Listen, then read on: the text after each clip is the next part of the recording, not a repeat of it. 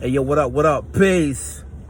Tell a friend, this is Nacho LOren, broadcasting from my throne, handicap parking spot. All right.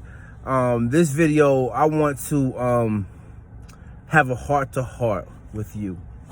I mean, seriously, I'm going to peel some layers of the onion. I'm not talking about an onion of coke or a zip of weed.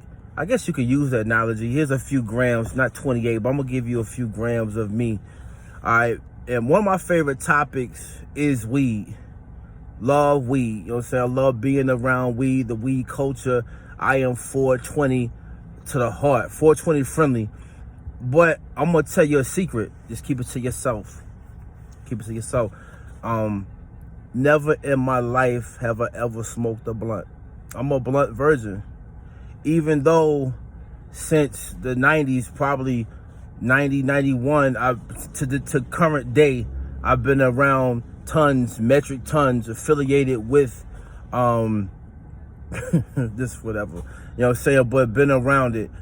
And I've never ever smoked a blunt. So I'm gonna say that, and I'm gonna tell you a story, and then we're gonna get back to my idea. Okay.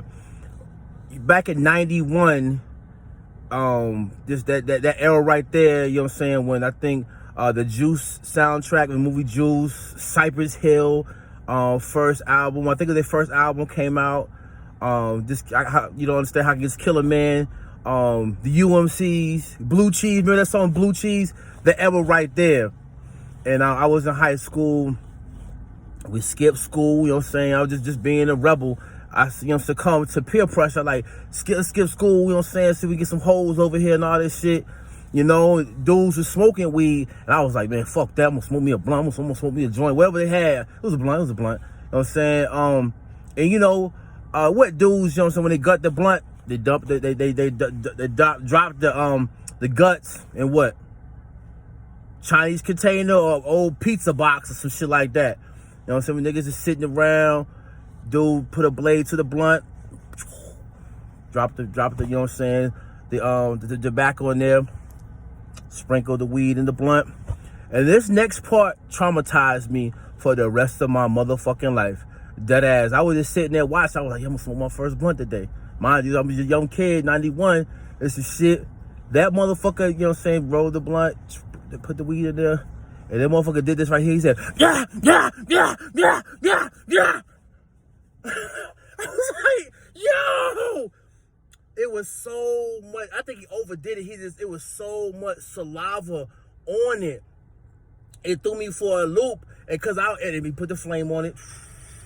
But it was so much saliva, it got nowhere near to drying it. And he handed it to me. He said, here you go, smoke that.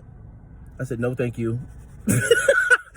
Hey, word is born, I'm a germphobe, and that just traumatized me. So from that era on, I prided myself to being a well-dressed, with a, you know what I'm saying, shape up and all that, well-dressed. I'm a professional blunt passer. So you catch me in a cypher, it could be 1, 2, or 20 blunts. I have proper etiquette. I take the blunt. Here you go, sir. Here you go, ma'am. Here you go, my nigga. Here you go. Here you go, dude. It's a white boy in the cypher, you know what I'm saying? Here you go, my friend. You know what I'm saying? I'm a professional blunt passer. But over the years, it's just like, I be looking at good weed, because over the years, weed has got better. You got different flavors. There's so many flavors of weed. I was like, man. So I think that'd be the great idea. Nacho loses his blunt virginity. You know what I'm saying? And I just want to travel the world, meeting different weed growers, and see what exotic flavors they might have for me to try. And I want to smoke a first blunt. I want to be in a nice little comfy chair outside, sipping Hennessy, of course. You know what I'm saying? I want Raekwon right there. I want Ralph Lauren on the other side. And we are just, whoever else, all my entourage, all my crew come through. You know what I'm saying? Because all my crew smoke weed. You know what I'm saying? So, and then the people who service that magical, my first blunt, I wanted to be at the Playboy Mansion in Los Angeles with a bunch of blonde and redhead white women, and they just, with bikinis, thongs, skipping. They can't walk, they have to skip. Cause I like the jiggle, jiggle, jiggle, jiggle, jiggle, jiggle, jiggle, jiggle, jiggle, jiggle, jiggle, jiggle. You know what I'm saying? And I was like, yo, Chef, yo, Ray, you know what I'm saying? I'm about to take this. I'm like, yo, Ralph, I need you to bring back the Indian head knit in a 2X tall. I'm about to smoke this blunt. I just think that'd be an ill TV show or docu-series. You know what I'm saying? Me just travel the world and we just full circle back to Los Angeles. Nacho smokes his first blunt. And I think all you motherfuckers will stay in tune because you know my gear gonna be on point, my sneaker game is gonna be crazy, and I'm gonna have the personality to pull it on because all you motherfuckers gonna laugh when I smoke my first blunt because it's probably gonna be, I want it to be very strong when I'm coughing and slobbering. Remember how Biggie Smalls did on the album when he's that's the shit, G. I want that experience. So R.I.P. Rest in peace, rest in power, Christopher Wallace. I want to do it big like him. Shout out to Ray. Shout out to Ralph Lauren. Shout out to all my low heads out there. I want to smoke weed one day. And to that thought,